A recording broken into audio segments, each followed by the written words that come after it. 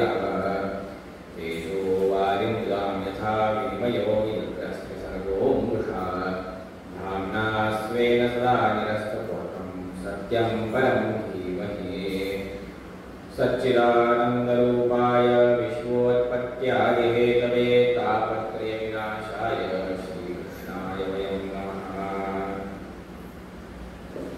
नौमि नारायणाय परिपूर्णगुणार्णवाय विश्वोदयस्थितिलयो नियतिप्रदाय ज्ञानप्रदाय उदासुरसौख्यदुःखसत्कारणाय कृताय नमो नमस्ते। आपदामपहर्तारं दातारं सर्वसम्पदां लोकाभिरामं श्रीरामं भूयो भूयो नमाम्यहम्।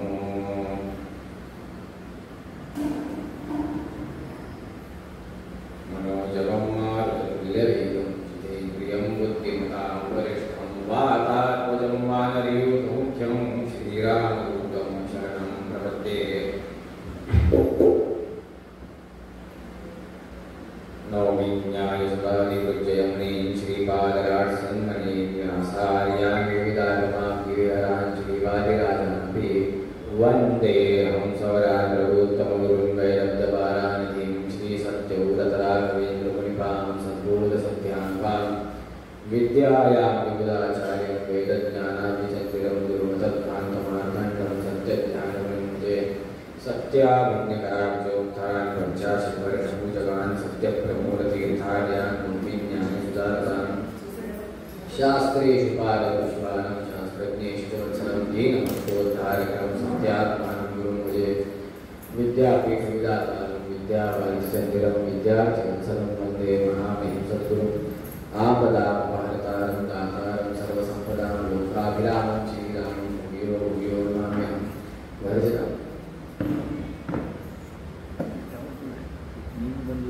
ओम स्वस्ति स्वस्ति अस्तु।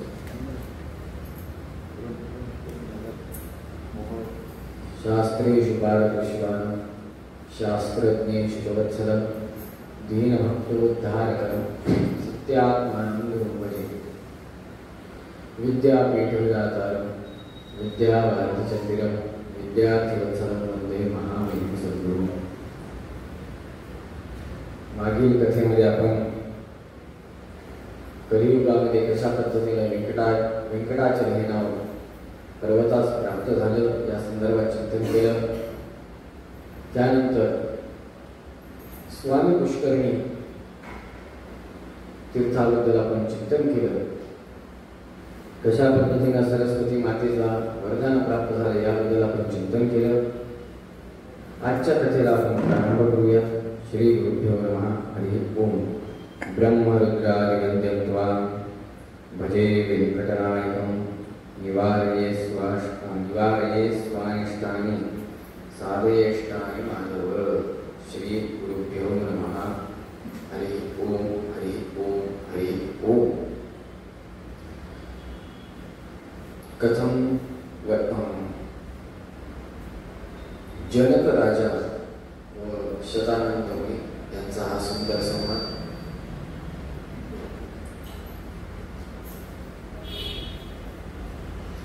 जनक उवाच कथं वैकुण्ठलोकं तु त्यक्त्वा पुरुषोत्तमः चरितं तस्य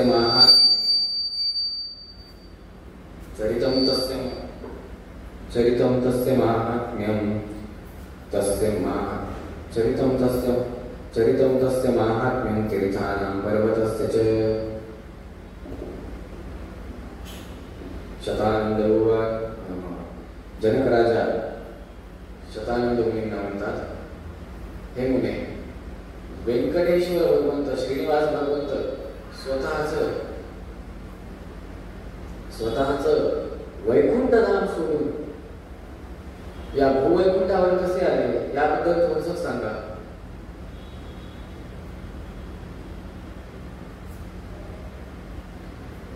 स्वतः भगवंत वैकुंठ सोडून कशी या भूमीवर आले याबद्दल थोडंसं सांगा असं म्हटल्यावर शतानंद मुनी म्हणतात, शतानंद उवाच पुरातुषयः सर्वे कश्यपाद्या मुनीश्वराः सन्मुखं जाह्नवी तीरे चक्रिरे द्विजा सम्मुखं जाननि इति रे चक्रिरे द्विजाः।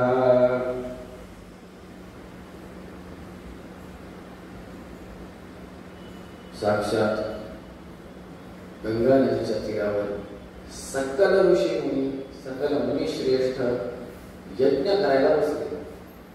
यज्ञ झाला. मराठीमध्ये गळीचा नारळ. जिथं काही नसतंय तिथं कळ लावून ते बिचारे नारद मुनी प्रगट झाले. नारायण नारायण. तर त्याच नारायणाला कचाकच सापडलं. कसं? त्या ऋषी मुनींना जाऊन म्हणले, तुम्ही सगळं करत आहात, आनंद भव्य दिव्य यज्ञकुंड घातला, भरपूर प्रमाणात तुपाच्या आहुत्या संध्या प्रचंड वापरलं, पण कोणाच्या प्रेरणेया कोणाच्या प्रित्यर्थ, यज्ञ कोणाच्या प्रेरणेया कोणाच्या प्रित्यर्थ करता येईल सांगितलंच नाही. समर्पण कोणाला करा असा प्रश्न विचारल्यावर त्याचं उत्तर कोणाला सांगता येईल. हे यज्ञ कोणाच्या प्रेरणेया कोणाच्या प्रित्यर्थ आहे. यज्ञाचा झाला ना, यज्ञाचा चालू आहे, मंत्र म्हणणं चालू आहे.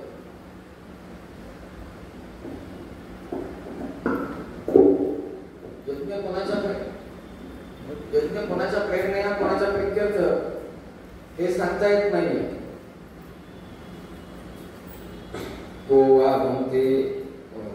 भुंक्ते यज्ञ फलम को वा ध्येय सुरोत्तमः कृत यज्ञ फलम कस्य चाक्यते मुनिसत्तमः. हे सर्व ऋषी अपरोक्ष ज्ञानी आहेत. बघा, एक सांगतो, नीट ऐकून घ्या. असंप्रज्ञात समाधी स्थिती, ती स्थिती प्राप्त व्हायला काही 1-2 दिवसाचं काम नाहीये. अनंत जन्म जातात माणसाचे. आतापर्यंत किती जन्म झाले आणि किती होणार आहेत याच्याबद्दल ना मला ज्ञान आहे माझ्या जन्माचं, ना प्राय तुम्हाला ज्ञान आहे तुमच्या मागील जन्माचं किंवा पुढच्या जन्माचं. त्याच्यामुळे कोणत्या जन्मात गुरु उपदेश होऊन आपल्याला अपरोक्ष ज्ञान प्राप्त होईल आणि नंतर अपरोक्ष ज्ञान प्राप्त झाल्यानंतर असंप्रज्ञात समाधी स्थिती आधी नाही. सर्व काही ऋषी मुनींना माहिती, तथापि लोक विडंबन, लोकांना आता मी काल परवा आपला जो विषय झाला भगवंताच्या विवाहाचा, श्रीरामचंद्रांनी विवाह का केला? सीता तर सोडतच होती, हृदय असतच, पण विवाह का केला? लोकांना शिकवण्यासाठी. विवाह हा एक संस्कार आहे, हा करायला पाहिजे. आणि ते तसंच भगवंत सर्वोत्तम आहे हे लोकांना कळण्यासाठी. म्हणून भृगु ऋषींना पुढे करून भृगु ऋषींना सकल ब्रह्मांडामध्ये संचार करायला लावतात. तेव्हा सगळ्यात पहिले भृगु ऋषी ब्रह्मलोकामध्ये जातात. ब्रह्मलोकामध्ये गेल्यावर बघतात तर काय, चारही मुखातून सतत वेद मंत्राचा घोष चालू आहे आणि त्याच्याने भगवंताची स्तुती चालू आहे. भृगु ऋषी तिथं आले, हे लक्ष ब्रह्मदेवाचं नाही. एकाग्र चित्त होऊन केवळ वेद मंत्राचा घोष चालू. भृगु ऋषींना राग आला. राग कशाचा आला? मी आलो आहे, माझ्याकडं पाहिलं नाही. कसं आहे, धर्मशास्त्र म्हणतं की मोठ्यांना कनिष्ठाने नमस्कार करावा. कनिष्ठाने जेव्हा मोठ्यांना कनिष्ठ जेव्हा नमस्कार करतो तेव्हा मोठ्यांनी आशीर्वाद द्यावा की बाबा तुमचं मंगल हो, सगळं काही शुभ हो. समकक्षेतले असले, वयस्क जर समवयस्क म्हणतात, समवयस्क असले समान वयाचे तर एकमेकांना प्रतिनमस्कार करावा. कनिष्ठ वर्ग असेल समोरचा व्यक्ती तर नमस्कार करू नये. पण अपवादास्पद म्हणून जर का ज्ञानी असेल, ज्ञानीवरेण्य असेल किंवा यतिचंद्र असेल, वयात लहान असेल त्याला नमस्कार सांगितलेला आहे. त्या व्यतिरिक्त जर का लहानाला नमस्कार करायचा असेल तो पिठावर पाहिजे, कुठल्या आसनावर विराजमान पाहिजे. नारदाच्या गाडीवर असो, कीर्तनाच्या नाही व्यासांच्या गाडीवर असो, तिथे नमस्कार करता येतो. त्याशिवाय जर का नमस्कार करायचा असेल तर एखादा पीठाधिपती इत्यादी पदावर विराजमान पाहिजे, यती चक्रवर्ती. झालं असं की भृगु ऋषी तर गेले ब्रह्मलोकात, नमस्कार ना समोरून करण्यात आला, ही अपेक्षाच नाही मुळात समोरून नमस्काराची. पण यांनी देखील नमस्कार केला,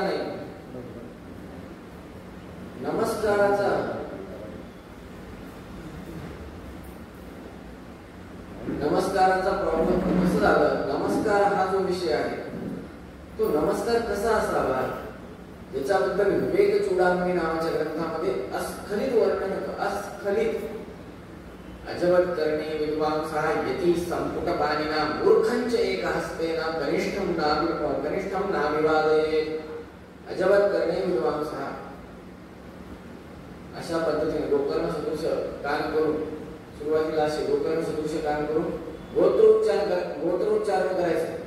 नंतर कान अशा पद्धतीने पकडायचे आणि अशाला असे हात खालच्या बाजूला स्पर्श करायचे. सौम्येन मनुस्मृतीमध्ये 7व्या अध्यायामध्ये 72व्या श्लोकामध्ये सांगतात, यतस्तत् पाणिना कर्म मुपासंग्रहणं गुरुं सौम्येन सौव्यस्सं प्रष्टव्यो दक्षिणेन च दक्षिणः. तुमच्या उजव्या हाताने तुमच्या गुरूंचा उजवा पाय आणि डाव्या हाताने तुमच्या गुरूंचा डावा पाय स्पर्श करायचा. नंतर साष्टांग दंडवत तसा घालायचा. तरच तो नमस्कार गृहीत धरला जाईल. उजव्याने उजवा, डाव्याने डावा. तुमच्या उजव्या हाताने तुमच्या गुरूंचा उजवा पाय, उजवे चरण, तुमच्या डाव्या हाताने तुमच्या गुरूंचे डावे चरण अशा पद्धतीने स्पर्श करून नमस्कार केल्यावरच तो नमस्कार गृहीत धरला जातो. हे मी नाही सांगत आहे, धर्मशास्त्र सांगतं, मनुस्मृती सांगते. 7व्या अध्यायामध्ये क्षमा करा, 2ऱ्या अध्यायामध्ये 72व्या श्लोकामध्ये हे वर्णन आढळतं. आयुष्यात कसं वागावं, कसं राहावं, कसं बोलावं हे जर का व्यवहार शिकायचा असेल ना, तर माझ्या मते शाळेमध्ये जाण्यापेक्षा एकदा धर्मग्रंथ चाळ. कारण की इंग्लिश स्कूलमध्ये काही मिळत नाही. एकदा कसं व्यवहार करावा हे जर का कळालं, कसं वागावं गुरुजनांशी किंवा कसं वागावं यतींशी, कसं वागावं ब्राह्मणाशी किंवा कसं वागावं एखाद्या व्यक्तीशी, पित्याशी कसं वागावं, पुत्राशी कसं वागावं, पित्यानं पुत्राशी कसं वागावं, पुत्रानं पित्याशी कसं वागावं, पुत्रानं बहिणीशी कसं वागावं, भावानं बहिणीशी कसं वागावं, बहिणीनं भावाशी कसं वागावं, नवऱ्यानं बायकोशी, बायकोनं नवऱ्याशी, सासूनं सुने, हे सगळं सांगितलं. प्रपंच सगळं सांगितलं, व्यवहार सांगितलाय.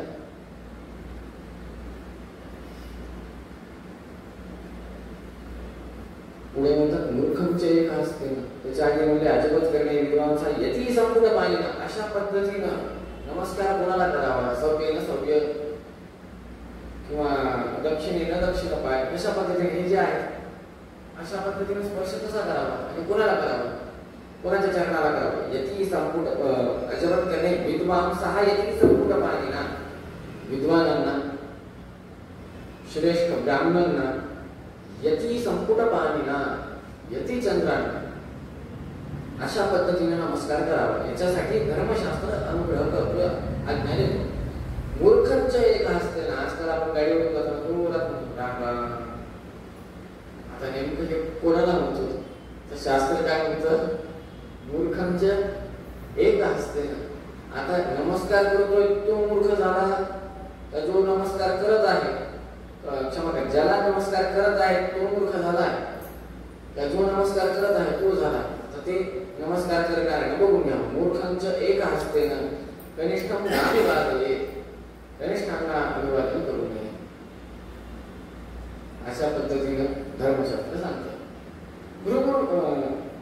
भृगु ऋषींनी ब्रह्मदेवांना वंदन केलं नाही, उलटा शाप दिला की तुमची कुठेही या ब्रह्मांडामध्ये पूजा होणार नाही.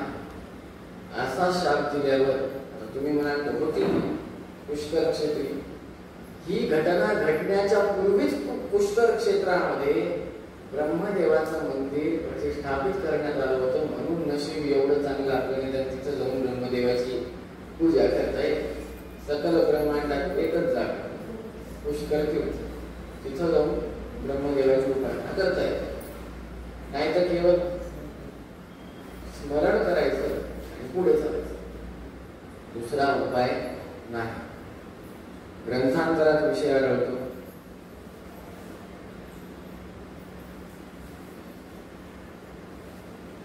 ब्रह्मलोकातून भृगु ऋषी कैलासावर गेले. कैलास पर्वतावर गेल्यानंतर एकांतामध्ये उमा महेश्वर रममान असताना भृगु ऋषींचं आगमन झाल्यामुळे एकांत भंगा पावल्या अंगात तुळशीवर घेतलं आणि भृगु ऋषींवर सोडलं. तेव्हा भृगु ऋषींनी शाप केला, शापवाणी केली. शापवाणी काय होती? शापस्य ऋषी शंभुं लोके त्वं नैव पूज्यसे त्वं शेफः पूजने नैव लोके ख्याति गमिष्यसि. तुमची शेफ पूजने नैव लिंग पूजा तुमची या ब्रह्मांडात प्रचलित होईल. तुमची मूर्ती पूजा किंवा तुमचं साक्षात पूजन होणार नाही. तुमची लिंग पूजा उपासना केली जाईल असा शाप दिला.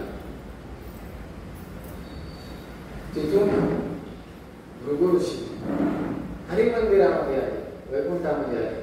वैकुंठामध्ये आल्यावर भगवंत एकांत वासात होते सपत्नी.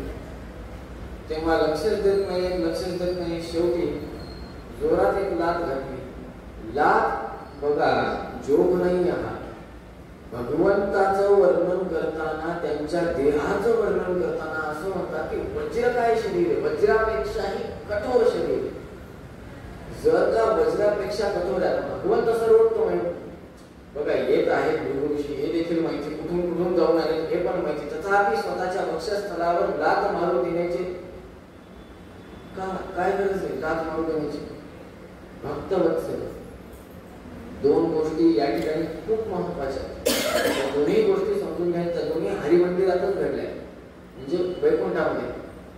वक्षस्थळावरती स्वतःच्या पायाचा स्पर्श केला. भृगुऋषींनी भगवंताच्या वक्षस्थळावर स्वतःच्या पायाचा स्पर्श केला, लाखाडलं.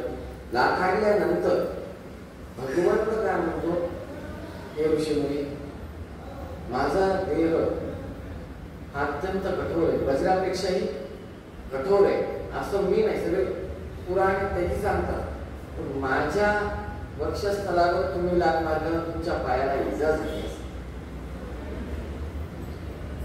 तुम्ही दमला असाल, श्रमला असाल, इजा झाली असेल.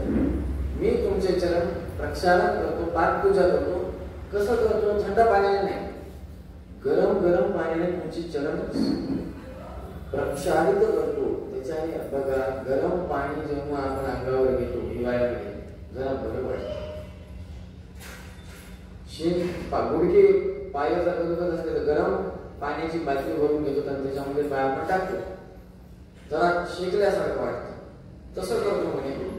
असं म्हणून सपत्नीक पत्नी समेत होऊन भगवंत आणि लक्ष्मी देवी दोघांनी मिळून भृगु ऋषींची पाद्यपूजा केली. पादपूजा करण्यामागचं कारण काय? भगवंत सर्वोत्तम. पादपूजा करण्याची काय गरज आहे? भगवंताची पादपूजा करायला पाहिजे का भगवंतानं भृगु ऋषींची करायला पाहिजे? भगवंताने भृगु ऋषींची पादपूजा केली. का केली? परत निर्णय होतो की ब्राह्मणांसोबत कसं वागावं आणि गुरुजनांसोबत कसं राहावं, किंवा गुरुजनांचा किंवा ब्राह्मणांचा मान सन्मान कसा करावा हे दाखवून देण्यासाठी, हे लोकांना शिकविण्यासाठी भगवंताने ही लीला केली. ह्याच्या आधी जर का काही युगाचा जर का अभ्यास केला द्वापर युगामध्ये, तर भगवंतानं संदीपनी आश्रमात जाऊन, संदीपनी ऋषींच्या आश्रमामध्ये जाऊन अध्ययन केलं होतं, सगळे काम केले. त्याच्या आधी जर का अजून चिंतन केले, अजून एक युग आली, वशिष्ठ ऋषींच्या आश्रमामध्ये होते, तिथं सगळे काम केले. पण करण्याची काय गरज आहे? सर्वज्ञ आहे, ज्ञानाचा लोप होत नाही त्यांचा. असं असल्यामुळे आपल्याला काय करायचं आहे, काय करायचं नाही हे सांगून देण्यासाठी भगवंत ही सगळी लीला करतो. जेव्हा भगवंत लीला करतो, आता समस्त संपत समवाक्य हेतवः समुत्थितस्ताप कुलधूमकेतवः अपार संसार समुद्र सेतवः पुनन्तु मां ब्राह्मण पादपुंसवः. सकल तापातून निवारण करायचं असेल तर एकमेव उपाय ब्राह्मणांचं पादोदक शिरसात धारण करणे. म्हणून स्वामीजीने 1 लक्ष ब्राह्मण मोहीम आता देखील मळखेडला जाणार होते, पण कॅन्सल केलं. त्याचं कारण काय? स्वामीजी स्वतः स्वामीजी त्यांना ब्राह्मणांची एवढी काळजी करण्याची काय गरज आहे? स्वतःचा जो व्यक्ती किंवा जो देह मूल रामचंद्रांची उपासना करताय, नित्य स्पर्श करताय, झालं की देव आहार उपासना मूल रामचंद्र महाराजांची आमचं पिठावर विराजमान झाले, मोक्षासाठी सिद्ध येते. कधी ना कधी त्यांना कधी येते आपण सांगू शकत नाही. ती योग्य आपली नाही. स्वामीजी म्हणतात मला कधी मोक्ष भेटेल माहित नाही, पण त्यांना मिळणार हे सिद्ध विषय. मग असं असताना परत ब्राह्मणांची उपासना का? ब्राह्मण येण्या केल्या प्रकारे ब्राह्मणांची सेवा काय करायची? आराधनेला ब्राह्मणच का बसवायची? पाकपूजा काय करून घ्यायची? दुसऱ्याकडे काय करायचं?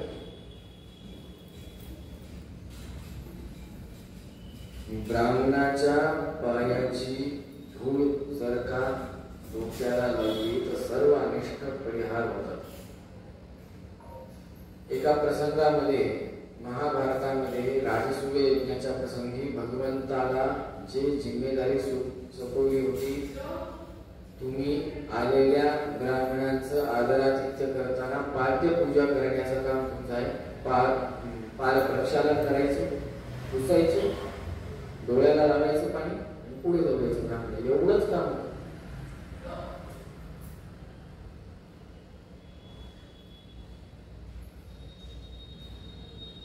साने गुरुजी त्यांच्या आईच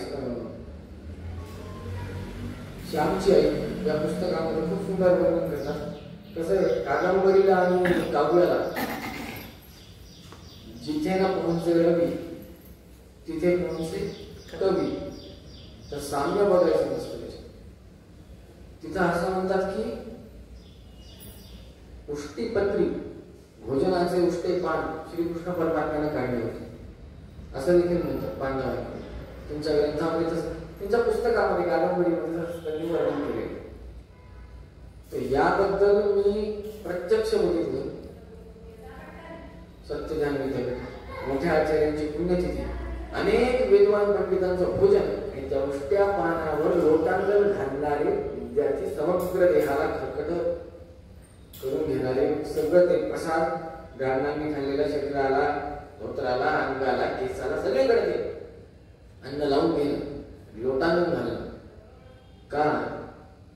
त्याच्यापेक्षा पवित्र या जगात दुसरं काही नाही. भगवंत स्वतः सेवा करतो, समजून घ्या.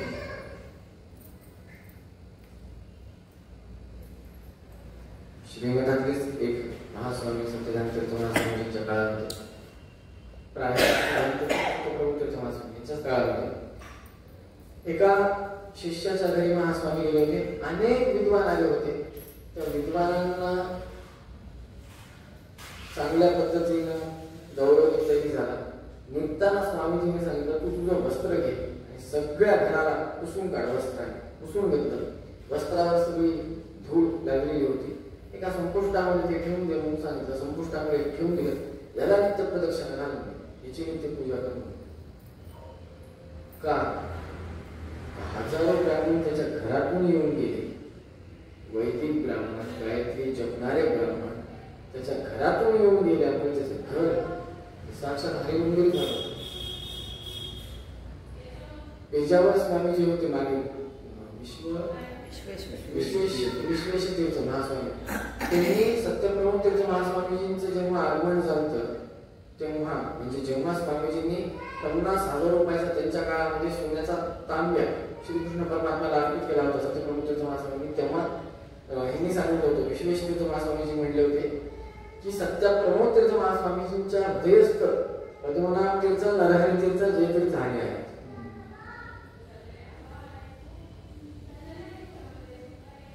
आपण जे रामराम करतो ना, ते हृदयस्थ असलेल्या परमात्म्याला आहे. त्याच्यामुळे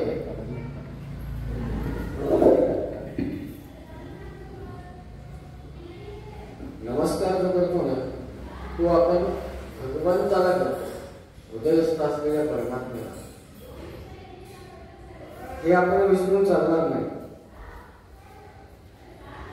जेव्हा एक ब्राह्मण अग्नि उपासना करतो, जेव्हा एखादा ब्राह्मण गायत्री उपासना करतो, गायत्रीचं फळ काय हे न जाणून घेता जरी गायत्री म्हणला तरी त्याचं फळ प्राप्त होत. जाणून घेतल्यावर तो मनुष्य करतोच. पण गायत्री म्हणजे काही सोपं नाही. कोळशाची शेगडीतला कोळसा म्हणजे गायत्री, पेटलेला. गायत्रीला हलक्यात घेऊ नये. गायत्री मंत्र जेवढा कारक आहे तेवढाच अवघड आहे. गायत्री मंत्राचा जप हा शुद्धतेने गुरु दीक्षित होऊनच करा, अन्यथा करू नये. त्याला न्यास आहे, एक दोन न्यास नाही. अंगुष्ठाभ ध्यान म्हणा, त्याचं ध्यान म्हणा, तेवढंच नाही, भरपूर न्यास. आणि एकदा जर का गायत्री आणि स्वामीजींनी त्यांच्या उस्मानाबाद तेव्हाचा आत्ताचा धाराशिव त्या गावी गायत्रीचा महिमा सांगितला. आजच्या काळात जर का मी जे म्हणेल तेच खरं करायचं असेल तर गायत्री जपा. जे म्हणतात ते सत्य होईल आणि ते होईलच. येण्या प्रकारे थोडा विलंब होईल, पण ती कार्यसिद्धीस जाणार म्हणजे जाणार. भगवंतानं पाठपूजा केली भृगु ऋषींची आणि ते चरणामध्ये शिरसाधारण करून समग्र वैकुंठामध्ये प्रोक्षण केलं. आणि भृगु ऋषी खाली आले. खाली आल्यावर सगळ्या ऋषींनी विचारलं, काय हो भृगु ऋषी, सगळीकडे तपासणी करून आलात का? हो म्हणे आलो. मग काय निर्णय काय? ज्या पद्धतीने एखादं काय म्हणतात टीम जाते एखाद्या ठिकाणी सर्च वॉरंट घेऊन, तसं तुम्ही गेलात, सगळं सर्च करून आलात का? रिझल्ट काय आहे सांगा. तर भृगु ऋषी म्हणतात, हरी सर्वोत्तम साक्षात रमादेवी तदनंतरम तदधो विधिवान्योच सर्वपूर्वकाः सर्वोत्तमत्व भगवंताचं आहे. तदनंतर रमादेवी, तदनंतर ब्रह्मादी देवता, तदनंतर गरुड शेष रुद्र, तदनंतर इंद्र आदी देवता. अशा पद्धतीनं तारतम्य बसतं. हे तारतम्य आपल्याला प्रदान करणारे कोण? पुराणांमध्ये सांगणारे भगवान वेदव्यासाने सांगले. हे सगळं आता कोण सांगतंय? भृगु ऋषींनी हे सगळं मांडून दिलं लोकांसाठी. मंत्र स्तोत्र संग्रह नावाच्या पुस्तकामध्ये तारतम्य श्लोक, ते श्लोक निर्माण कसा झाला, कुठून झाला, त्याला कारणीभूत बेस काय? भृगु ऋषी. भगवंत सर्वोत्तम आहे हे सिद्ध झालं, हे सांगितलं. जे काही यज्ञ आहे ते भगवत प्रेरणा, भगवत प्रीत्यर्थ श्रीकृष्णार्पणमस्तु भगवंताच्या चरणी समर्पित करायचे, हेही सिद्ध झालं. परंतु वरती वेगळंच झालं. वैकुंठामध्ये माझ्या जागेवर माझ्या आलिंगनाची जागा आहे. मद आलिंगम स्थले देव पादे नैव जगत्पते. भांडण सुरू झालं, प्रेम कलह. भगवंत तात्पर्य निर्णयात येतो. भगवंत रुक्मिणी मातेला म्हणतात, तू माझ्यात काय पाहिलं? शिशुपाल इतका सुंदर राजा होता, पराक्रमी होता, त्याच्यासोबत जायचं, माझ्यासोबत कशाला आलीस? लग्नानंतर द्वारकेतल्या या सगळ्या चर्चा, माझ्यासोबत कशाला आलीस? प्रेमचेष्टा करतात. तेव्हा आता लक्ष्मी देवी म्हणते, आता मी प्रेमचेष्टा करतो, कारण की वियोग नाहीये दोघांमध्ये. जर का वियोग नाहीये, उदाहरणार्थ आपण सगळेजण समोर बसतात, मी आता तुम्हाला म्हणलं हे गुलाबाची पाकळी, या पाकळीतला गुलाब वेगळा पाहिजे, लाल रंग वेगळा पाहिजे, तर देणे शक्य आहे का? किंवा दूध आहे, दुधातला पांढरा रंग वेगळा करा आणि दूध वेगळं करा, शक्य आहे का? म्हणून भगवंत आणि लक्ष्मी माता, जर का लक्ष्मी माता व्यस्त आहे तर भगवंत वेगळा, लक्ष्मी माता वेगळी, हे करणं शक्य आहे का? याला न्यायशास्त्राच्या भाषेत समवाय म्हणतात. या लाल रंगामध्ये, या पाकळीच्या लाल रंगामध्ये आणि या पाकळीमध्ये कुठला संबंध आहे? तर समवाय संबंध. भगवती म्हणते की तुम्ही भृगु ऋषींना लाथ का मारू दिली तर तुम्ही माझ्या जागेवर मारून का दिली, जिथं मी आहे. मद अलिंगम स्थळे देव पादे नैव जगत्पते. तिला मला नाही. त्यामुळे मी काय करत आहे, कर्वीरम दिव्यम गच्छामि गरुडध्वज. मी निघाले कुठं? कर्वीरपुरा. एवढं बोलून भगवती अंबाबाई महालक्ष्मी देवी कर्वीरपुरामध्ये स्थित झाली. भगवंत देखील वैकुंठ सोडतात आणि सुवर्णमुख नदीच्या उत्तर तीरावर 2.5 कोस अंतरावर असलेल्या शेषाचल पर्वतावर साक्षात भगवंत राहतात. येऊन त्या ठिकाणी स्थित होतात. ते शेषाचल पर्वत केवढा आहे? काहीतरी असं ना त्याचा आकार, मेजरमेंट काहीतरी असं ना, 12 सेंटीमीटर, 14 सेंटीमीटर, 32 सेंटीमीटर काहीतरी असं ना. योजनत्रय विस्तीर्ण 30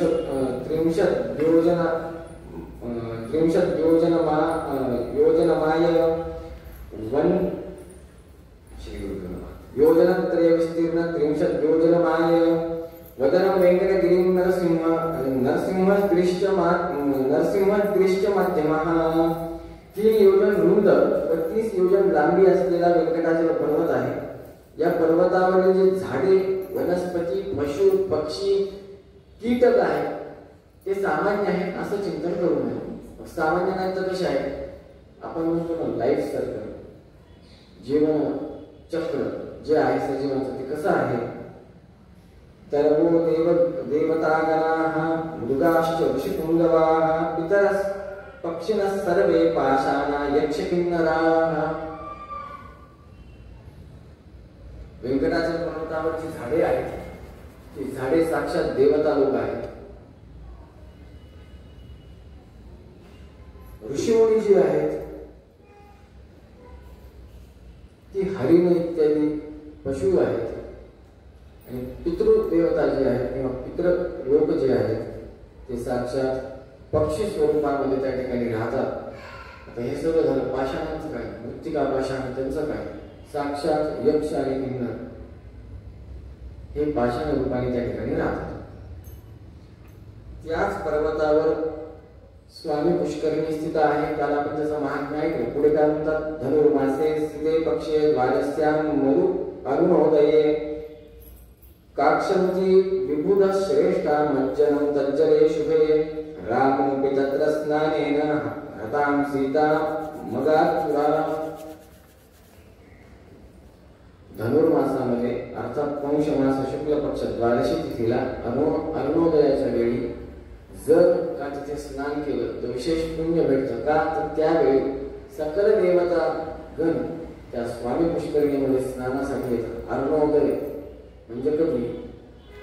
ना पहाटे ना सूर्योदयानंतर, दोघांचा मधला काळ जेव्हा सूर्याची किरण उगवलेली देखील नसते परंतु केशरट वातावरण किंवा निळसर वातावरण आकाशामध्ये असतं. त्या काळी जर का स्वामी पुष्करिणीमध्ये पौष मास शुक्ल पक्ष द्वादशी तिथीला जर का स्नान केलं तर महापुण्य प्राप्त होतं. रासपुण्य कोणाला प्राप्त झाले का किंवा त्याचं अजून काय महात्म्य आहे? तर रामोऽपि तत्र स्नानेन हतां सीतां मगात्पुरा. श्रीरामचंद्र प्रभूने देखील त्या ठिकाणी स्नान केलं, त्याच्याने त्यांना सीता मातेचा शोध लागला असं देखील म्हणतात.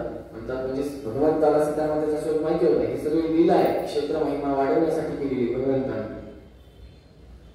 स्वामी पुष्करिणीच्या तीरी वराह भगवंत स्थित आहे. त्याच जवळ वारुळ आहे. त्या वारुळामध्ये भगवंताने प्रवेश केला. आता इथून सगळ्यात जेव्हा भगवंत वारुळामध्ये प्रवेश करून राहतात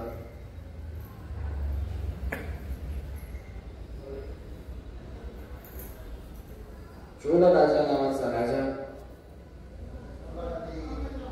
त्या राजाला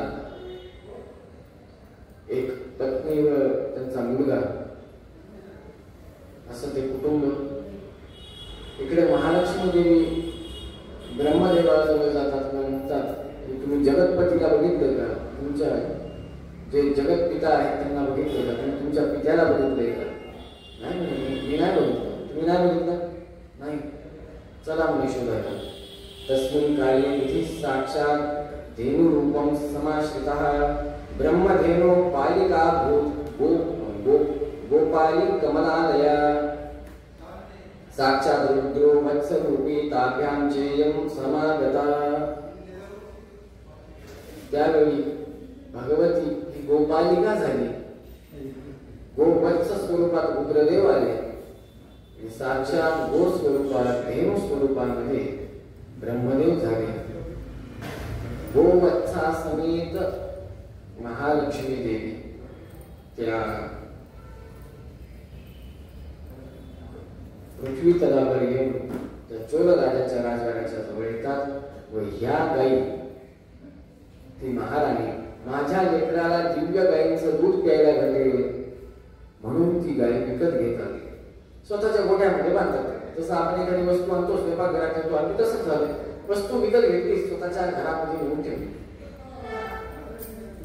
एक गवळी, आता कसं असतं, एक गाय आली की त्याच्या मागे एक सगळा प्रपंच येतो. कडबा आला, पेंट आली, गायीचं बाळण पण आलं, तिचे गोळ्या औषधं आली, सगळं आलं. एक मनुष्य घरातला वाढला की जसं प्रपंच वाढतं, तसं एक पशु वाढला की सगळं प्रपंच वाढतं. ही गाय फक्त घेण्यामागचं ध्येय एवढं होतं की माझ्या मुलाला, माझ्या राजकुमाराला चांगल्या पद्धतीनं दूध प्यायला मिळावं, दिव्य दूध. कारण की त्या गायींच्या अंगावर जे तेज होतं, त्या तेजाकडे पाहून त्या गायी विकत घेण्यात आल्या होत्या. सामान्य गायी असं समजून घेतल्या नव्हत्या. मग त्यांचं जे तेज आहे, त्यांचं जे रूप आहे, ते अर्थात त्यांच्या दुधात देखील आहे.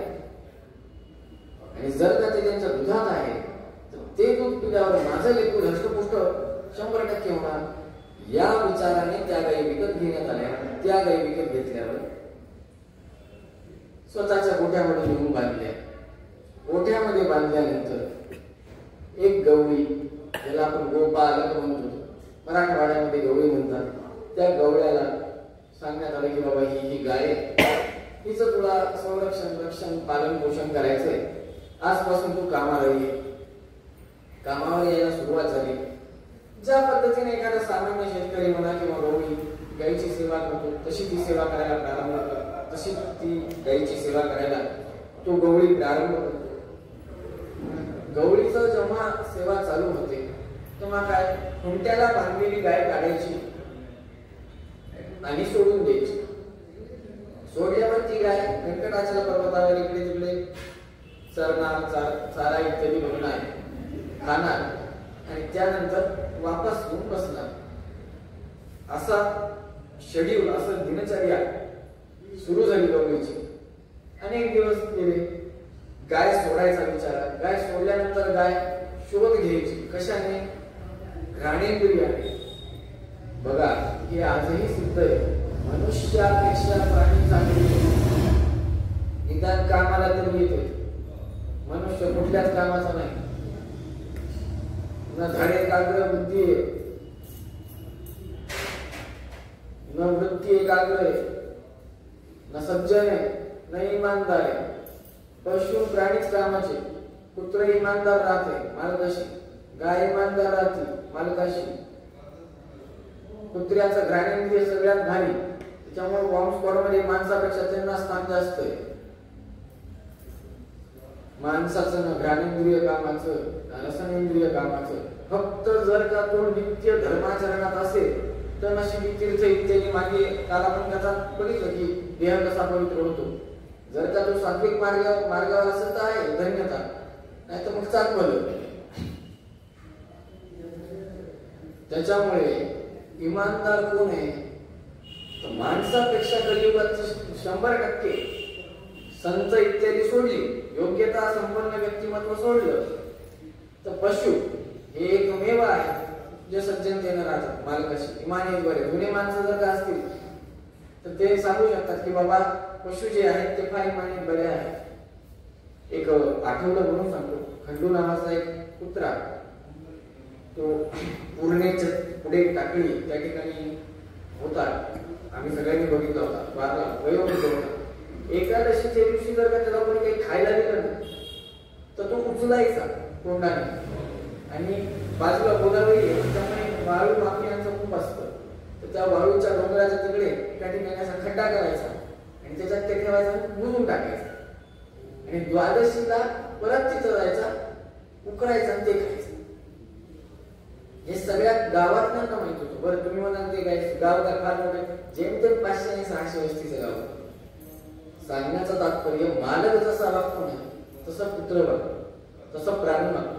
आणि तो इतका इमानीदार वागतो, एक टाइम मनुष्य विसरून जाईल पण पशु स्वतःचा धर्म कधी सोडत नाही, कधीच सोडत नाही. श्वानाबद्दल अशी अनेक उदाहरणं, गायींबद्दल पण अनेक उदाहरणं. मला अजून एक आठवतं चांगल्या पद्धतीनं की 7वी 8वीला एक मराठी अभ्यासक्रमामध्ये याच उच्च माध्यमिक शिक्षण हे आपल्या बोर्ड जे आहे महाराष्ट्राचं ते इथेच आहे संभाजीनगरमध्ये. त्यांच्या मराठीच्या पाठ्यपुस्तकामध्ये सोनू नावाच्या बैलाचं देखील वर्णन आलेलं आहे. सांगण्याचं तात्पर्य एकच की एकनिष्ठता किती महत्वाची. एकनिष्ठता ही गाय स्वतःच्या ज्ञानेंद्रियाने वास घेते, भगवंत कुठे आहे, भगवंत कुठे आहे असं शोधत शोधत स्वामी पुष्करणीच्या जवळ असलेल्या वराह देवाच्या जवळ असलेल्या मोठ्या वारणाच्या तिथे येते व तिथे सारखा वास घेत राहते. मराठीमध्ये गावाकडच्या भाषेत त्याला हुंगत राहणं असं म्हणतात. ते हुंगत राहत. नंतर त्या ठिकाणी स्वतःच्या स्तनातून दुधस्राव करत राहते, क्षीराचा अभिषेक घालते, वापस खाली येते. अशी दिनचर्या चालू राहते. अनेक दिवस होतात. गाय काय की बाबा, सुरुवातीच्या काळामध्ये तर गाय दूध आपल्या राजवाड्यात येत होतं, पण आता काही दिसत नाही. सुरुवातीच्या काळात यायचं कारण की ती फक्त इकडे तिकडे वास घ्यायची, तिला जागा नव्हती मिळाली, त्याच्यामुळे दूध बरोबर मिळायचं.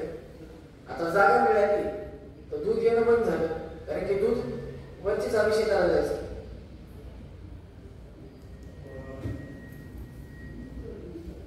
राणी साहेब आल्या, गवळीला बोलवून घेतलं. राणी त्या गवळ्यांना म्हणतात, गावांपालन करो बुद्धे पयोस्या किं करो शिरे किं त्वं भुंक्षते अथवा वत्सो भुंक्ते वत्सो भुंक्ते तदत्वत् द्रुतम्. अरे दुर्बुद्धी असलेल्या गवळ्या, ती गाय काही सामान्य नाही, जिचं दूध आम्ही आमच्यासाठी मागवतोय. तू काय करतोयस त्या दुधाचं? एक तर तू पितोयस का वासनाला पाठवतोयस, काय करतोयस काय त्या दुधाचं? न जाने हम च तत्कर्म न मया पीयते पयः स्वयं पिबति वा धेनुर्वत्सो वेति न विद्महे. मी दूध पित नाही राणी सरकार. गाय दूध पित आहे स्वतःच का गाईचं वासरू गाईचं दूध पित आहे हे देखील मला माहित नाही.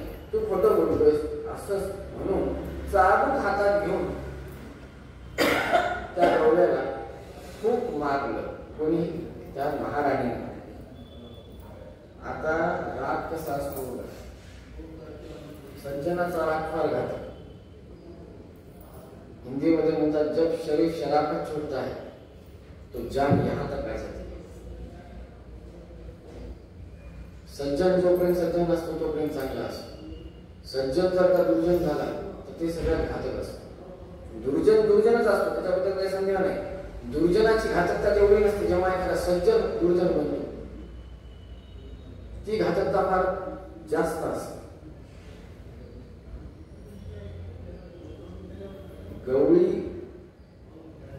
दुसऱ्या दिवशी दिनचर्येनुसार गाईला सोडतात, गाईचा पाठलाग करतात. म्हणतात, या गाईमुळे मला मार बसलाय. हातामध्ये कुऱ्हाड घेतात, गाय कुठे कुठे जाते ते बघायला लागतात. गाय जिथे जिथे जाईल तिथे तिथे हात बघत जायचं आणि शेवटी बघतात तर काय, ती गाय एका बारूळावर शिराचा अभिषेक करते. असाच एक प्रसंग, सेम तंतोतंत असाच एक प्रसंग गर्ग संहितेमध्ये गिरिराज खंडामध्ये 4थ्या ते 7व्या अध्यायामध्ये आढळतो. मला आता अध्यायाचा आकडा आठवत नाही, 4थ्या ते 7व्या या टप्प्यात तो गिरिराज खंडामध्ये गर्ग संहितेमध्ये आढळतो. श्रीकृष्ण लीला जर का सूक्ष्मतेनं अत्यंत बारीकतेनं जर का अनुभवायची असेल तर गर्ग संहितेचा अध्ययन करावं. यशोदा मातेला भगवंता जेव्हा द्वारकेत राहतात तेव्हा म्हणतात की यशोदा माता म्हणते की मला तुमचं दर्शन पाहिजे, मला एक नित्य तुमचं दर्शन व्हावं. आता गोकुळ सोडून द्वारकेत गेले भगवंत, तर दुःखी जनता असते तशीच यशोदा माता देखील दुःखी असते. प्रार्थना करतात मला तुमची एक प्रतिमा द्या, कुठल्या स्वरूपात देऊ. भगवंता तुम्ही इतके नटखट आहेत आणि इतके चंचल आहेत की तुमची स्थिर प्रतिमा फक्त आम्ही एकदाच बघितली 7 दिवस, गोवर्धन धारण केली, तुम्हाला त्या स्वरूपातला विग्रह द्या. ठीक आहे.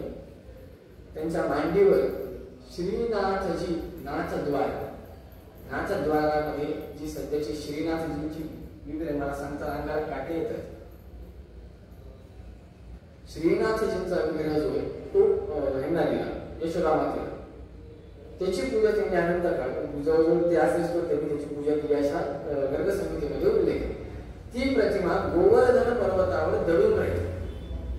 मुघल आक्रमण इत्यादी सगळे जे इतिहास होतात तर त्या विषयाअंतर्गत ती एकाने कोणतरी दडून ठेवली. आणि नंदबाबांकडे अनेक गायी होत्या, याचं वर्णन तो पुराण प्रसिद्ध आहे. त्या गायींमध्ये नंदबाबांच्या गायींमधल्या एका वंशज, त्या गायीचं वंशज जे कोणी होतं ती गाय सारखी गोवर्धनाच्या विरुद्ध दिशेला, म्हणजे गोवर्धन पर्वतावर इतर गायी जिकडे चरायच्या तिकडे न जाता त्यांच्या विरुद्ध जाऊन चारा खायची. तर त्या गायीच्या मागे मागे जेव्हा तो गवळी गेला तेव्हा बघितलं तर काय, ही गाय त्या एका ठराविक जागेवर दूध स्त्राव करत आहे, दुधाचा अभिषेक घालत आहे. तेव्हा तिथल्या लोकांनी जेव्हा तिथे खोदकाम केलं तेव्हा तिथे त्यांना श्रीनाथजींची प्रतिमा सापडली. पुढे चालून मीराबाई इत्यादी नाथद्वारामध्ये आणून ठेवली व महाराणा प्रतापांनी त्याचं संरक्षण केलं. असा सगळा इतिहास आहे. हे सध्या आपण डोळ्याने बघू शकतो. सेम या ठिकाणी होतं की गोमाता दुधाचा अभिषेक झाला. ही कथा तर आजची अशातली ही लोकांनी बघितलेली, आणि ही जी कथा आहे ही तर फार पुराण प्रसिद्ध आहे. भृगु ऋषींची व्यंकटेश महात्म्य. जेव्हा दूध स्राव करत आहे हे गवळी म्हणतो तेव्हा म्हणतो ही गाय गोठ्यामध्ये हिला दूध द्यायला त्रास होतो, इथं बरोबर दूध देईल आपण म्हणतो ना. जरा इथं नाही यायला काय झालं, तिथं बरोबर जातो, माझ्याकडे बोलणं येत नाही. अगदी तसंच रागाच्या भरात थांबतो.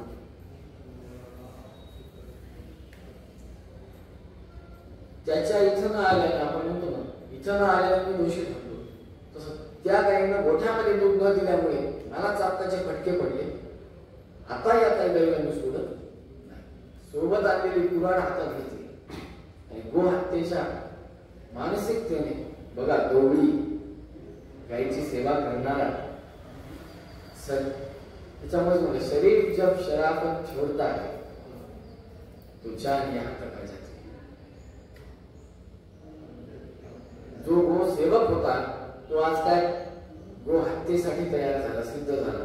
हातात कुऱ्हाड घेतली आणि गायीच्या दिशेने भरधाव वेगाने निघाला.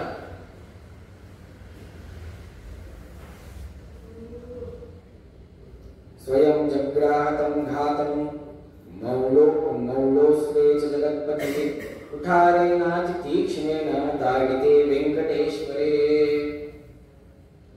कुऱ्हाड काढली, भरधाव वेगाने निघाला. घाव घालणार गाय तिथून बाजूला झाली आणि जगतपती त्या ठिकाणी प्रगट झाले. घाव बसला कोणाच्या डोक्यावर? जगतपतींच्या.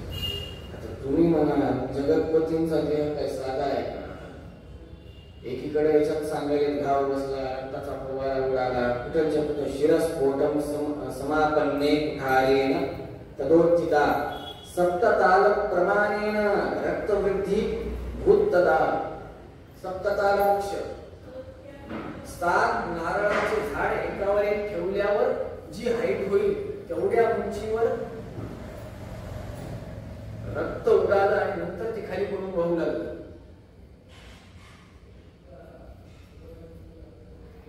भगवंत हा सामान्य नाही असं सगळेजण पुराण वाचन आहेत. सामान्य नाही भगवंत. वंदे गोविंदमानंदम ज्ञानदेहं रतिं श्रिया श्रीमदानंद तीर्थाख्यम वल्लभं परमाक्षरम. वंदे गोविंदमानंद. ठीक आहे, पुढे काय म्हणलंय? ज्ञानदेहं पतिं श्रेय. ज्ञानवान ज्यांचा देह, जर का ज्ञानवान देह आहे तर मग रक्त निघायला नाही पाहिजे. अजून पुढे जाऊन सच्चिदानंद रूपाय इतकंच विश्वोत्पत्त्यादी प्रमुख कधीतरी सच्चिदानंद रूपी परमात्मा, सच्चिदानंद रूपी ज्यांचा देह आहे तो जर का असं आहे तर मग रक्त निघायला पाहिजे का? नाही. मग हे सगळं काय? या सगळ्या भगवंताच्या लीला आहेत. त्याच्यामुळे शास्त्रकार जेव्हा लीला सांगतात तेव्हा लीलेमध्ये न अडकता त्या लीलेच्या मागे काय घडलेलं आहे हे जाणून घेणं हे फार महत्त्वाचं. कथा काल म्हणल्याप्रमाणे सगळ्यांनाच माहिती, पण त्या कथेमागील कारण काय हे माहिती. त्यामुळे त्या कथेच्या मागचं कारण शोधून घेणे हे महत्वाचं आहे. हे सगळं बघितलं. शिवजन स्फोटम समापन्ने फुटलेलं डोकं बघितलं व्यंकटेश भगवंताचं, प्रचंड रक्ताची धार वाहते. हे सगळं बघून सतम कोलाहलम दृष्ट्वा गोपालो मरणम ययौ. डोकं फुटल्यावर कसं दिसतं न करू नारायण कोणाच्या नशीब येऊ नये, पण जर का ते बघितलं नाही तर किती धडधाकट माणूस असतो त्याला एक तर सलाईन लावावं लागेल नाही, त्याला हॉस्पिटलमध्ये जमा करावं लागेल. इतकी भयानक अवस्था असते. सडा टाकल्यासारखं, रक्ताचा सडा टाकल्यासारखं किंवा पाण्याचा सडा टाकल्यावर कसं दिसतं तसं दिसतं. रक्त डोक्यातून फुटतो, फुगा पडल्यावर ज्या पद्धतीनं फुटतो त्या पद्धतीनं फुटतं. आणि सगळ्यात नाजूक भाग असतो, सगळ्यात तण पण आतमधून सगळ्यात नाजूक असा तो भाग.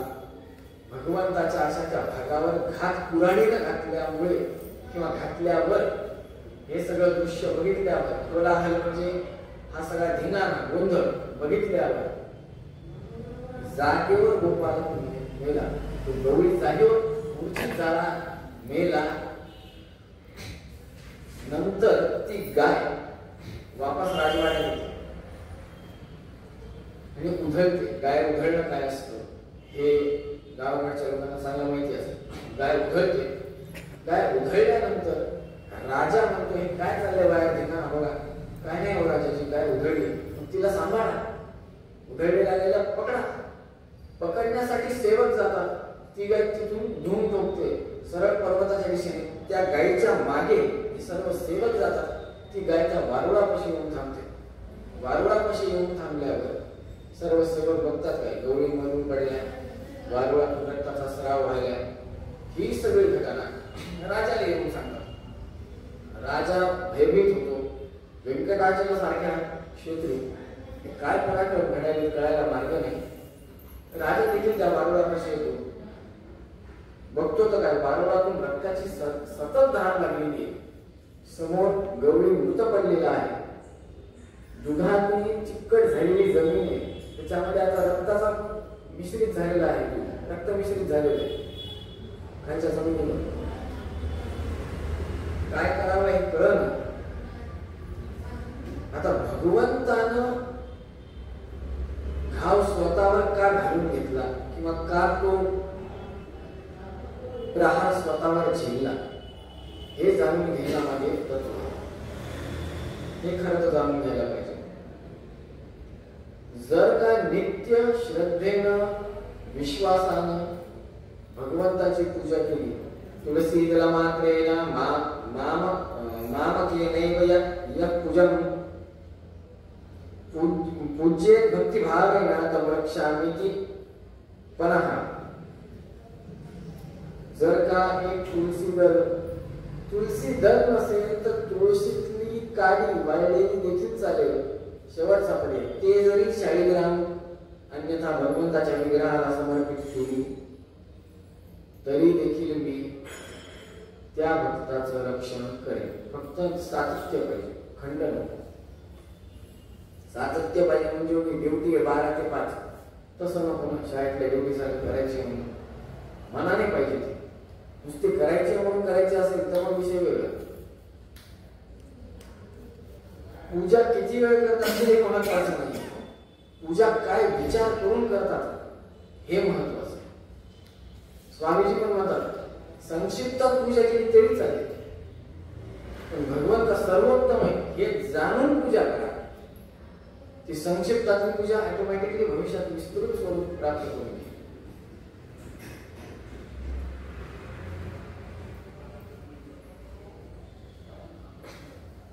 राजा व्यंकटाचार्य कसे गेल्यावर म्हणतोय काय चालू या पर्वतावर, गवळी मरून पडलाय, वारुळातून रक्त येतंय, काही सुगरण डोक्याला हात लावून बसतो.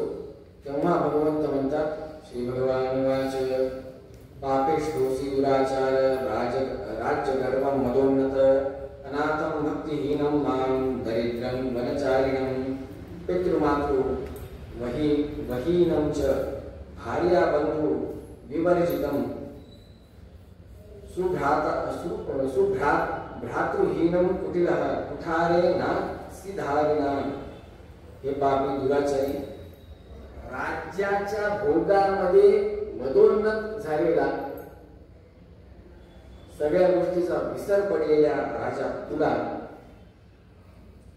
हे देखील कळलं नाही काय, तुझ्या राज्यातला एक गवळी जो तुझ्या जवळच्या असलेल्या गाईचं दूध काढून तुझ्या राजकुमाराला देतो, त्या गवळ्याने माझ्यावर प्रहार केला, माझं डोकं फोडलं.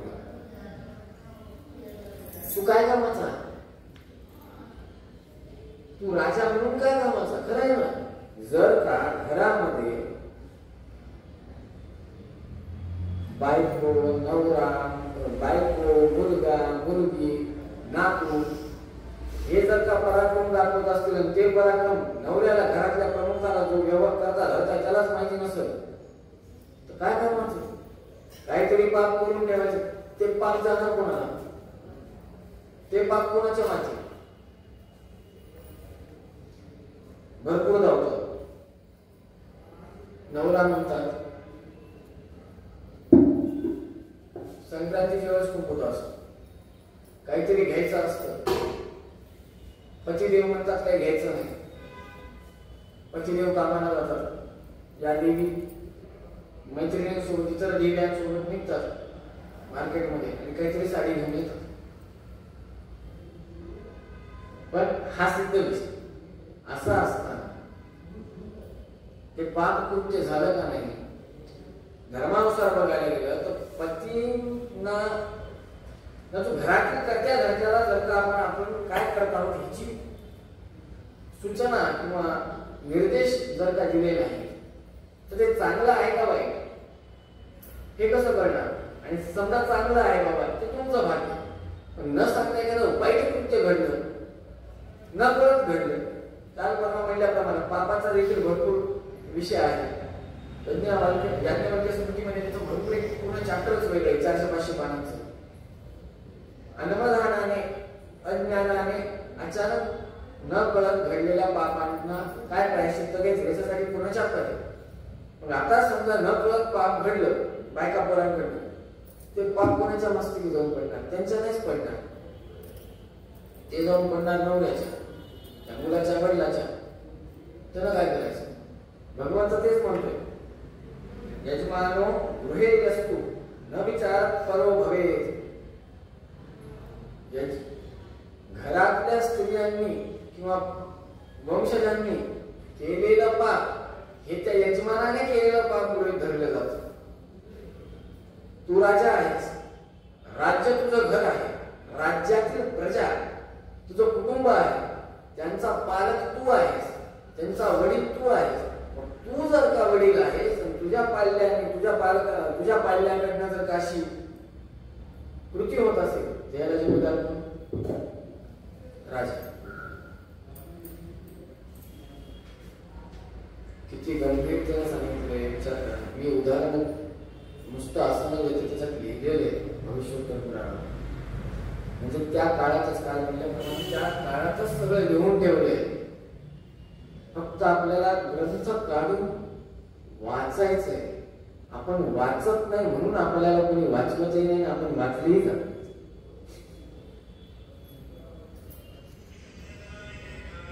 भगवंत शाप देतात, पिशाचो भवदुर्बुद्धे. पिशाच पिशाच होऊन सांग,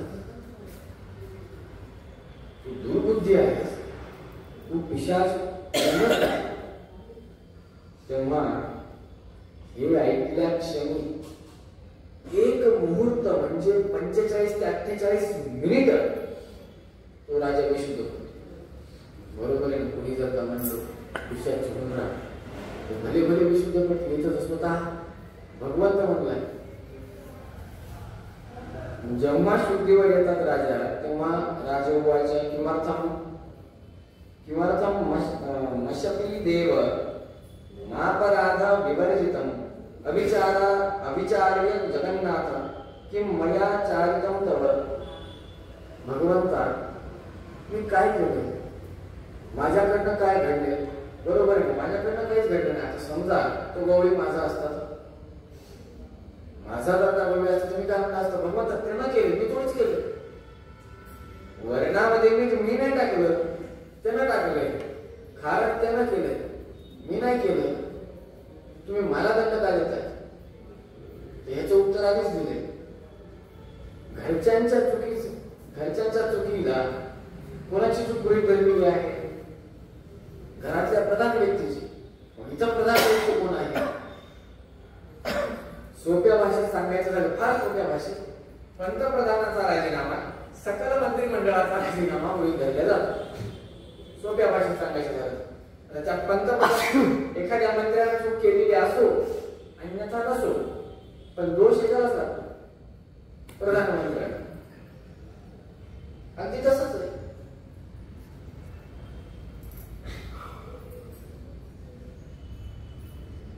भगवंत म्हणतात, मी दिलेला शाप असत्य तर ठरणार नाही. काय होईल? यतो तो मद्वच सत्यम मद्भक्त्या माम उपासते. मला लोक सत्य संकल्प म्हणून माझी उपासना करतात. मी जे म्हणत ते होतच, होत नाही अशाची गोष्टच नाही, 100% होतं. सत्य रूपाने माझी उपासना होते. म्हणून बघा, भागवताच्या श्लोकामध्ये सत्यम परम धीमहि म्हटले. सत्याच्या जागी गोविंद परम धीमहि असं नाही, अनिरुद्ध परम धीमहि. काय म्हणतो सुरुवातीच्या श्लोकात मंगळाचरण, सत्यम परम धीमहि. भगवंत म्हणतात, माझं वचन असत्य होणार नाही. यावत कलियुगम तिष्ठे तावत दुःखी भवन नृपः. जोपर्यंत कलियुग आहे तोपर्यंत दुःखी राहणार. भगवंत भक्तवत्सल वाऱ्यावर सोडत शाप तर दिलाय. काय? जोपर्यंत कलियुग तोपर्यंत पिशाच राशी पण दुःखी राशी. त्याच्यामध्ये देखील भगवंत थोडासा अनुग्रह करतो. भविष्यति नृपश्रेष्ठ आकाशेति नामवान सोपी मे दास्यन्ति कन्यो नामना पद्मावतीं शुभां. भविष्यात तू ज्या ठिकाणचा राजा आहेस तिथेच आकाश नावाचा एक राजा होईल. त्या राजाची कन्या पद्मावती, तिच्याशी माझा विवाह होईल. कन्यादानस्य काले च ददासि वरदक्षिणां किरीटं शतभारं च रत्नवज्र समाकुलं. तेव्हा वरदक्षिणेमध्ये मला 1 नाही 2 नाही 100 भारांनी युक्त असं किरीट सोन्याचं तो आकाश राजा मला प्रदान करेल. शुक्रवारे तु सायज्ञे किरीटं धारयाम्यहं किरीटधारणे स्यातां नेत्रे मे जलपूरते घटिकाशनमात्रं ते सुखं तत्र भविष्यति. प्रति शुक्रवारी संध्याकाळी ते 100 भारांनी युक्त असं किरीट मी धारण करेल. तेव्हा 6 घटिका माझ्या डोळ्यातून अश्रू पाणी येत राहील. त्यावेळी त्या 6 घटिका तुला आनंद होईल, तेव्हा तुला दुःख होणार. शाप दिला पण त्याच्यासोबत अनुग्रह देखील दिला. दुःख दिलं नाही असं नाही. शुक्रवारी फक्त संध्याकाळी 6 घटिका का होईना सुख प्रदान केलं भगवंत. भगवंत भक्तवत्सल हे याच्यातून दिसून येतं.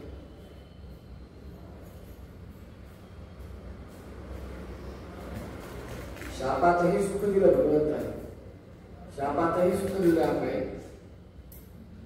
तिथून नमस्कार करून राजा निघून गेला. पुढे चालू भगवंताने बृहस्पती आचार्यांना बोलवून घेतले. बृहस्पती आचार्य आल्यावर त्यांचं पाद्य आर्घ्य आचरणाने आदरातिथ्य केलं.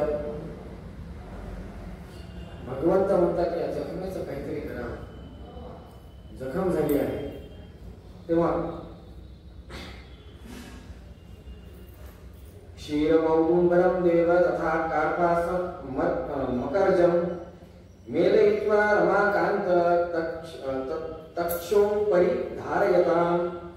औदुंबराचं दूध आणि रुचकीचा कापूस, रुचकीच्या झाडाचा कापूस आणि औदुंबराचं दूध जर का एकत्र करून जखमेवर लावलं तर ते पूर्णपणे बरं होतं. औदुंबर हा गुणकारीच आहे, त्याच्यात काही समजायचं नाही, सगळ्यांना माहिती उंबराचं किती गुणकारी आहे. आणि रुचकी काटा इत्यादी काढण्यासाठी फार प्रसिद्ध आहे रुचकीचं दूध. दोन्ही औषधशाहीच आहेत. दोन्ही वनस्पती या गुणकारीच आहेत. या दोन्ही वनस्पती एकाचा कापूस आणि एकाचा दूध एकत्र करून भगवंता तुम्ही ज्या ठिकाणी मार लागलेला आहे, घात झालेला आहे, जखम झालेली आहे त्या ठिकाणी ते लावा, त्याच्याने बरं होईल असं बृहस्पती आचार्यांनी सांगितलं. आता भगवंताचं देह सांगितल्याप्रमाणे सच्चिदानंदात्मक आहे. हे सगळं काय, हे सगळं काही केवळ आणि केवळ विडंबन. कधी आली त्यांचं विडंबन याच्याबद्दल सविस्तर सांगितलंय. तुमच्या आपल्या सुंदरकांडाचं सांगितले की रमाकृती या संदर्भामध्ये या प्रसंगामध्ये स्पष्टपणे सांगतात की केवळ विडंबन करण्यासाठी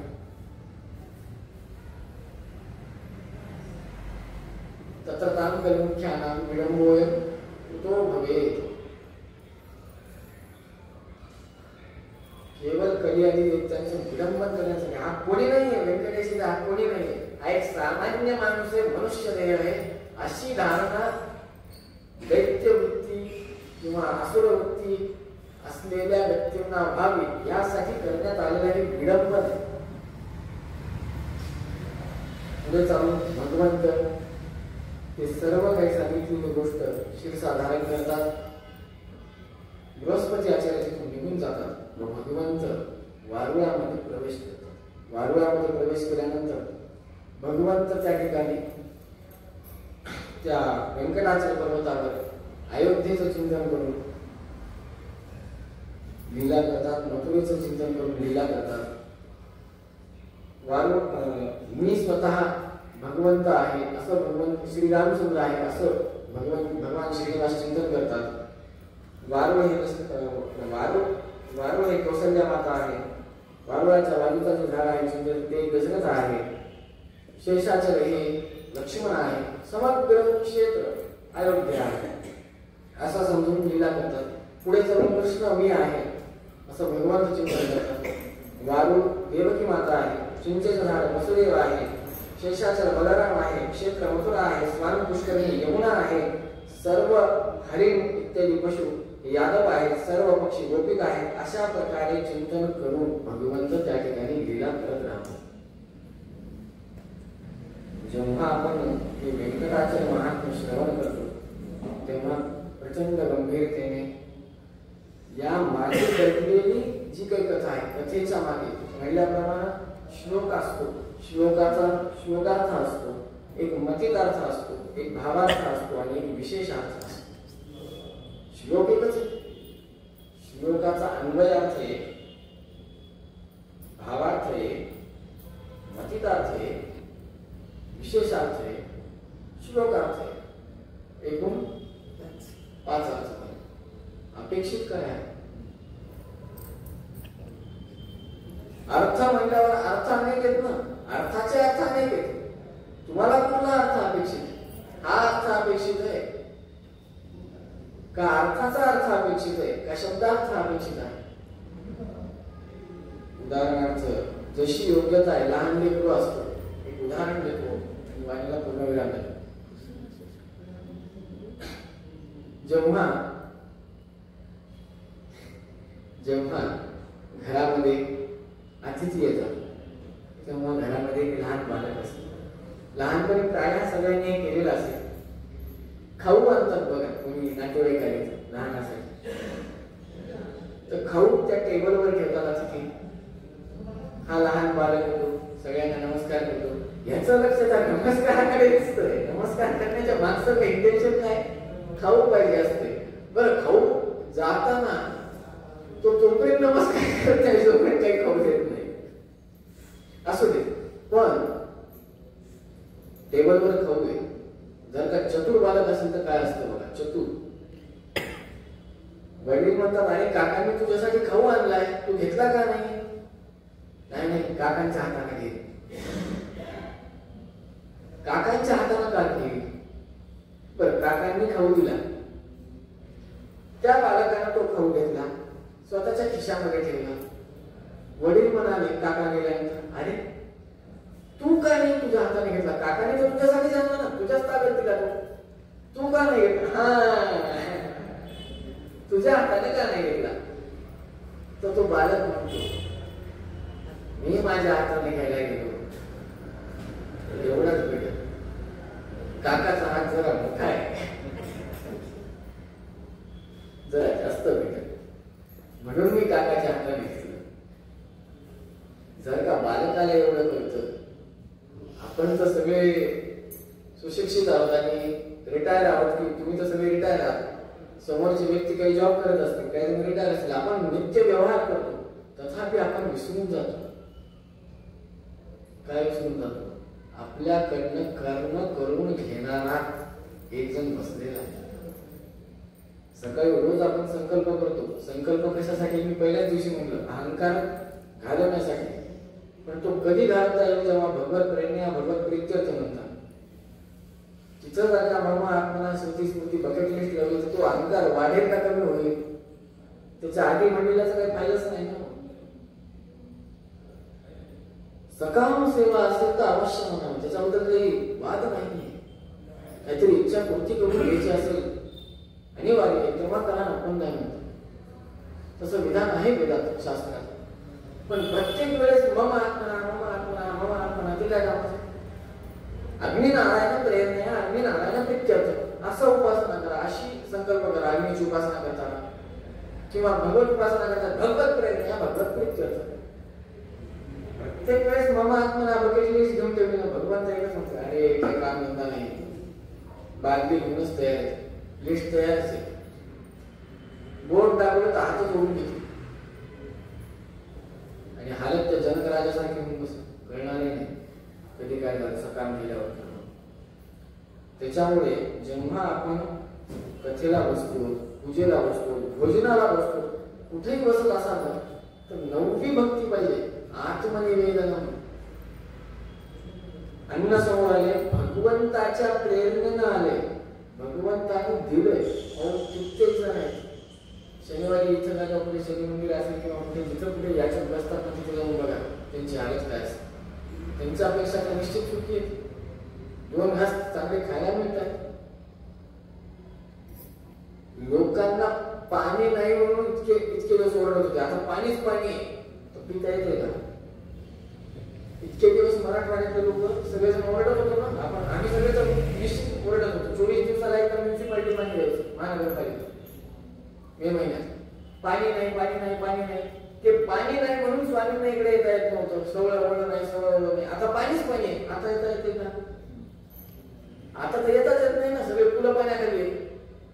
अशा पाण्याचा काय फायदा? त्याच्यामुळे म्हणतात इमानी निभाने कार्य करावं, नाही तर असं काहीतरी तिसरं होऊन नसतं. भगवंत म्हणत होता पाणी नाही, पाणी नाही ओरडत होता, दिलं पाणी. आता त्या पाण्याचं करावं काय? साचूनही ठेवता येईल ना, प्राशनही करता येईल. अशी हालत होते आपली. यासाठी भगवंताने जे दिले त्याच्यामध्ये समाधानी राहा. विश्वास ठेवा की भगवंत आहे, माझं रक्षण करणार आहे. असा विश्वास ठेवून भगवंताची सेवा करत झालेली सेवा भगवंताच्या चरणी समर्पित करतो. महास्वामींच्या अंतर्गत, असमत गुरु अंतर्गत, समस्त गुरु परंपरा अंतर्गत स्थित आपले श्रीमंत मूळ रामचंद्र भगवंताच्या चरणी, श्रीनिवास श्री गुरुसमेत श्री व्यंकटेशाच्या चरणी ही सेवाची चरणी समर्पित करतो. पाणी आपण विराम घेतो. एक छोटंसं भजन आहे, ते भजन शांततेत म्हणतो. सगळ्यांनी श्रवण करा, त्याचा मचित अर्थ घेण्यात श्रवण करा. काय आहे? तू माझा यजमान रामा, तू माझा यजमान, जननी जठरी रक्षियले माझ, जननी जठरी रक्षियले माझ, ओसून पंच प्राण रामा, तू माझा यजमान. बाहेर निघता मातेचे स्तनी, पय केले निर्माण रामा, पय केले निर्माण रामा, तू माझा यजमान. ऐसे असता या पोटाची, ऐसे असता या पोटाची, का करू चिंता जाण रामा, का करू चिंता जाण रामा, तू माझा यजमान. मध्वमुनीश्वर स्वामी रमापती, मध्वमुनीश्वर स्वामी रमापती, धरी माझा अभिमान रामा, धरी माझा अभिमान रामा, तू माझा यजमान, तू माझा यजमान रामा, तू माझा यजमान. गोपाल कृष्ण भगवान की जय. नाम करता हरि करता पूजा कर्मचा तथा विमत्ता पूजा तत्प्रसादेन अन्यथा तद्भक्ति तत्फलं मेयं तत्प्रसाद पुनः कर्मण्यसो हरालयं विष्णोस्तुति करसदायं ज्ञानं हरि पूजा हरे गुरुदं सदा हरि अधीनं च सर्वत्र इत्येवं ज्ञासो हरस्मृतः यः सर्वगुण संपूर्णः सर्वदोष विवर्जितः प्रियतां प्रीते बालं विष्णोर्मे परमस्मृत अनेन भाग्येन अवाप्नोतु श्री कृष्ण.